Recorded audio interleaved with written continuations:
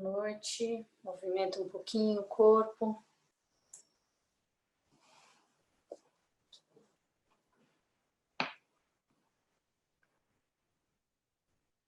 Espero que vocês estejam bem.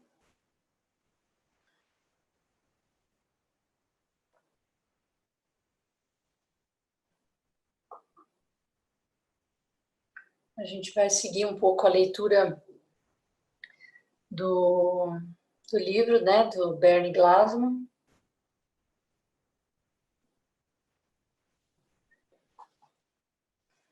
Sobre o nosso caminho, né?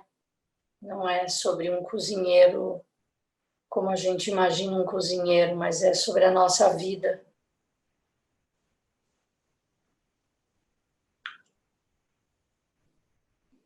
Que tipo de refeição a gente quer preparar?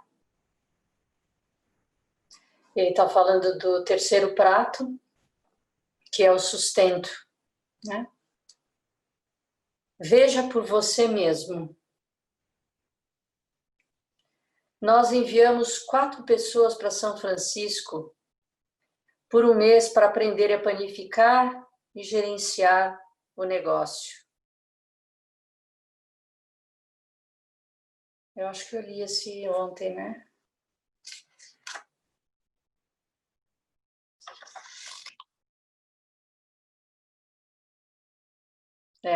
Então são os detalhes, são tudo que há. Quando você faz um plano de trabalho, você tem que olhar para o quadro geral, você tem que saber onde está indo. Mas também deve saber como vai chegar lá. Você tem que olhar para os detalhes. Quando estávamos remodelando a cozinha do Zen Center em Los Angeles, Maizu Hiroshi veio perguntar como as coisas estavam indo. Está quase terminado, um dos carpinteiros respondeu orgulhosamente. Tudo o que falta são alguns detalhes. Hiroshi pareceu chocado. Detalhes são tudo o que há, disse ele. Hiroshi tem outra forma de dizer a mesma coisa. Uma coisa pequena não é pequena. Planos de negócios e de marketing são sempre provisórios, pois a vida está sempre mudando e ninguém pode prever todas as variáveis. Mas um plano de negócio sem detalhes é inútil. Preste atenção. A maior causa de fracasso não vem da falta de dinheiro, mas da falta de atenção. Vem da ignorância sobre o que está acontecendo em seu negócio. A atenção sempre nos traz de volta ao presente, aos detalhes de qualquer situação, um momento após o outro. O estar consciente, por outro lado, refere-se à percepção da situação como um todo. Ao invés de prestar atenção a detalhes individuais, o estar consciente da situação oferece uma perspectiva mais ampla e global. Estar consciente é a atenção expandida a 360 graus. Passamos um ano inteiro nos preparando. Esta preparação tomou várias formas: treinar os padeiros, pesquisar os equipamentos, pesquisar o mercado e vendas, achar o local para a padaria, reformar o local e, mais importante de tudo, garantir uma base financeira e o compromisso de um núcleo de praticantes Zen. Conheça seus custos. Para administrar um negócio, você deve ter uma visão precisa dos seus custos.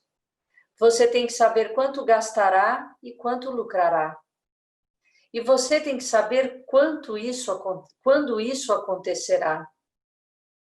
Tem que saber quando precisará pagar suas contas e quando você receberá o pagamento pelos seus produtos. Tem que entender o cronograma dos fatos.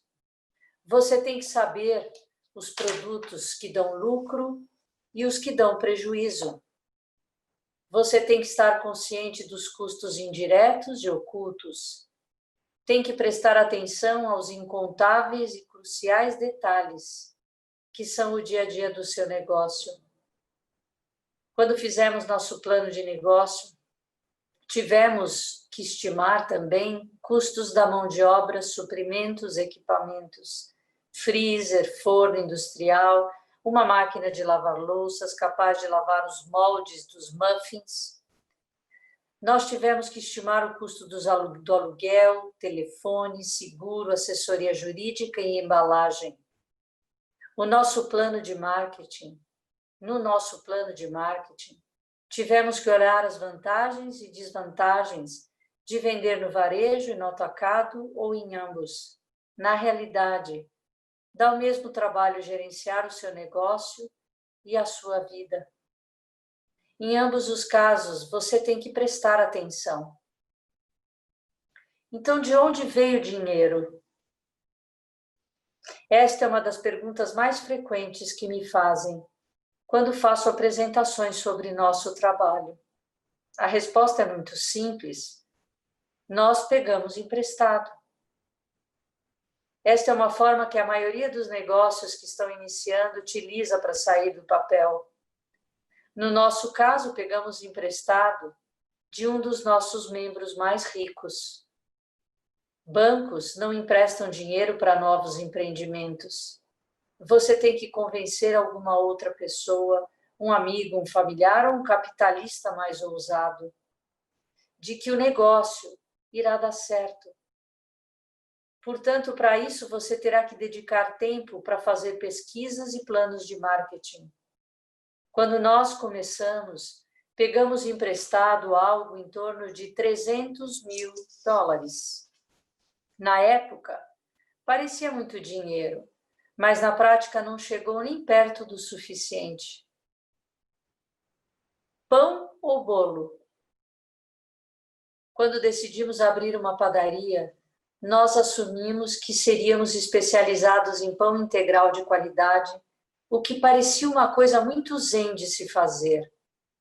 Mas quando fui à padaria Tassahara Bread e olhei os seus números mais de perto, fiquei surpreso em descobrir que, embora a maioria das pessoas fosse à padaria para comprar pão, uma vez que estivessem lá, não resistiam aos doces.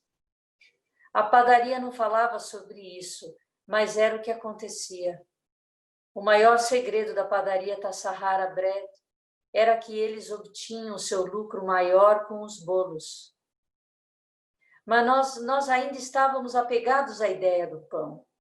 O que eu mais gostava era algo que chamávamos de pão de batata e cebola, o qual tinha dentro batatas e cebolas de verdade. Também fazíamos o melhor halá, que já comi na minha vida. E eu já comi muito halá. Halá é um pão judaico. Nós podíamos vender tantos quanto fizéssemos. E nós fazíamos um delicioso pão sueco de centeio que era vendido para o Russian Tea Home. Mas havia problemas com o negócio de pães. Como a maioria das padarias, nós assávamos de noite e entregávamos de dia. Tínhamos ao redor de 30 pessoas vivendo junto na comunidade Zen em Riverdale, com talvez 2/3 deles trabalhando na padaria e o resto trabalhando durante o dia em empregos fora da comunidade. Assim, enquanto os padeiros trabalhavam à noite, os motoristas, vendedores e o pessoal do escritório trabalhavam de dia, bem como as pessoas que trabalhavam fora da comunidade. Fizemos o melhor possível para elaborar um horário em que metade de nós ficássemos acordados a noite toda e a outra metade durante o dia. No início pensei que poderíamos fazer isso funcionar, mas simplesmente não era saudável. Era algo que dividia a nossa comunidade. Metade de nós estava dormindo durante o dia, enquanto a outra metade trabalhava. Consequentemente, a comunicação, que é a alma de uma comunidade, sofria com isso. Nós também achamos que se fizéssemos o marketing do pão em grande escala, estaríamos competindo com grandes empresas, como a Paper Ride Farm.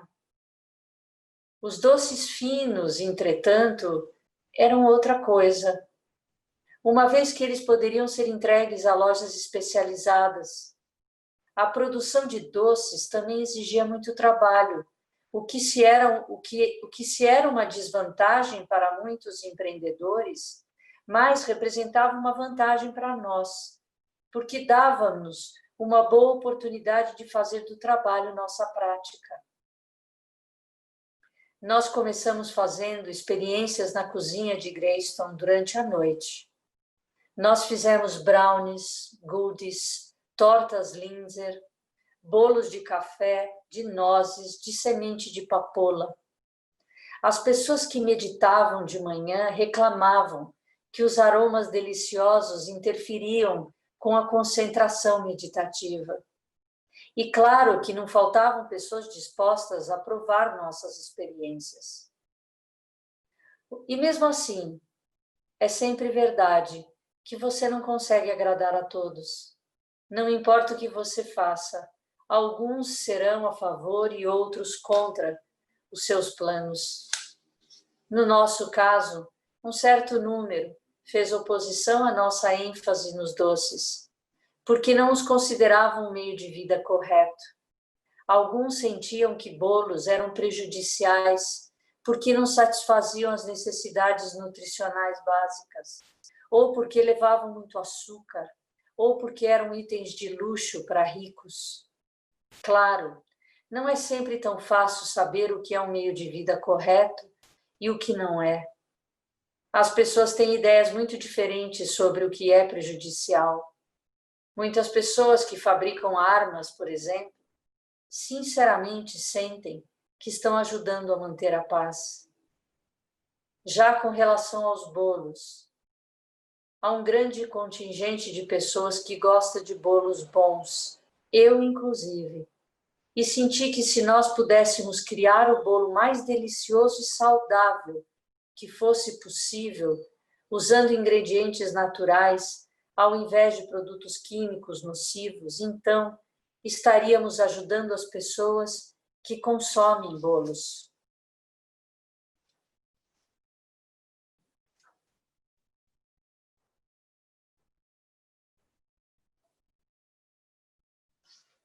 Eu vou ler mais um.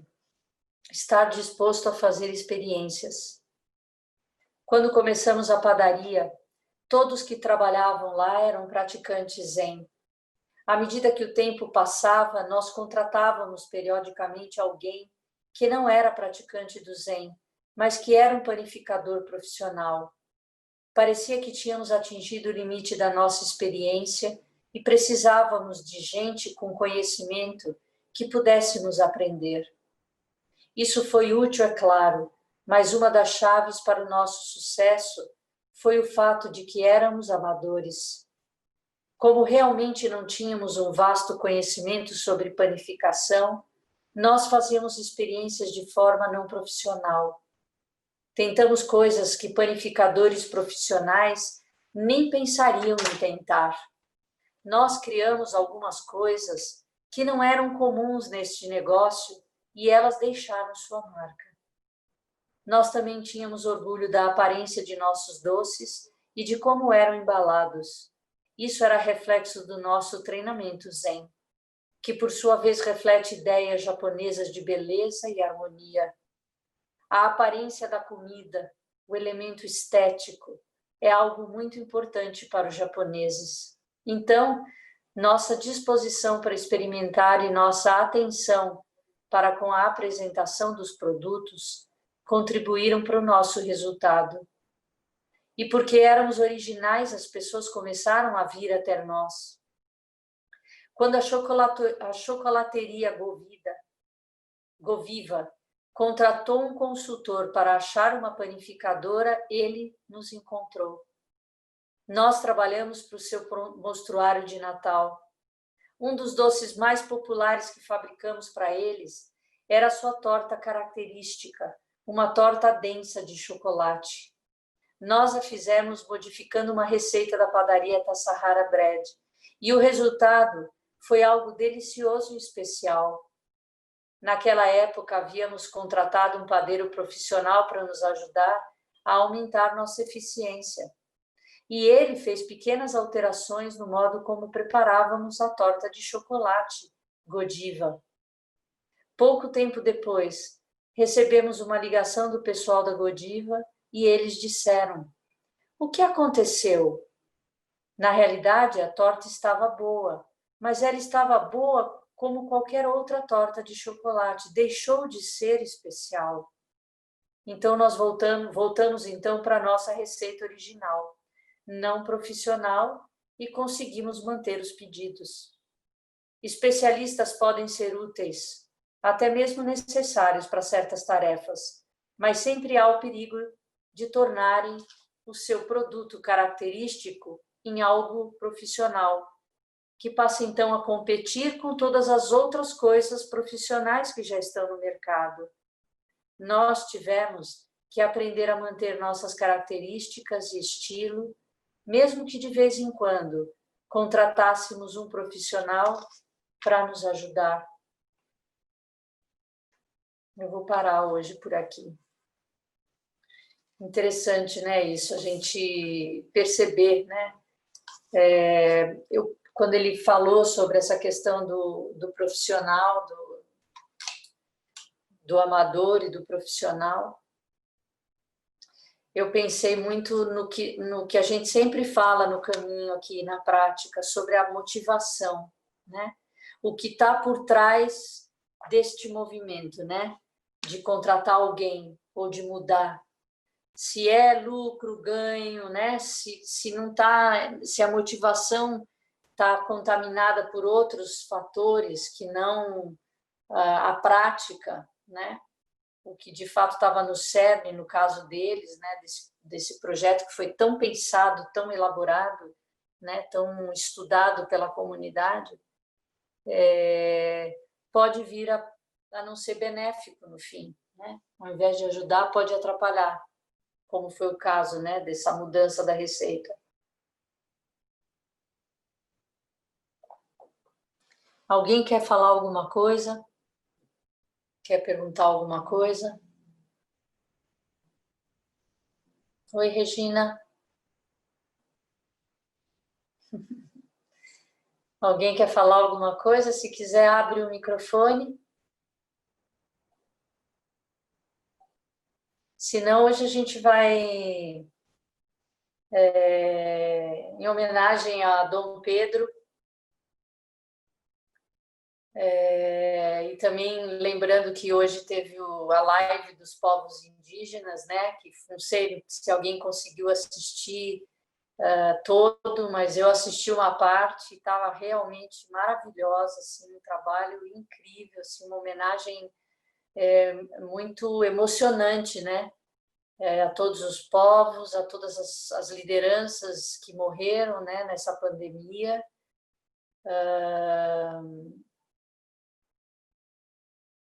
Realmente, eu espero que a gente possa assistir em outro momento, que isso esteja gravado, né, que não seja algo que vai ficar restrito a esse dia de hoje, mas em gratidão a todos os povos indígenas e povos originários, em gratidão à vida de Dom Pedro, a gente queria ler um poema dele hoje, para encerrar. Eu vou pedir para a Adriana, para a Adri ler. Se você puder abrir teu microfone, Adri.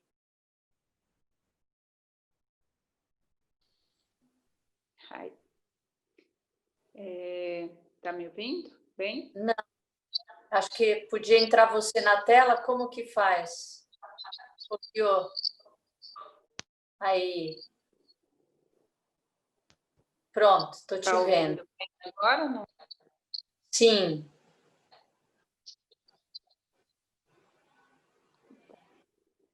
Confissão latifúndio. Por onde passei, plantei. A cerca tapada, plantei a queimada. Por onde passei, plantei a morte matada. Por onde passei, matei a tribo calada, a roça suada, a terra esperada. Por onde passei, tendo tudo em lei, eu plantei o nada.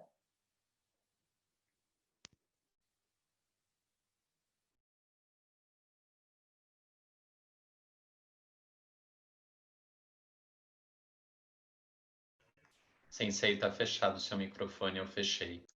Ai, acho que a gente podia depois postar esse poema no grupo da Sangha.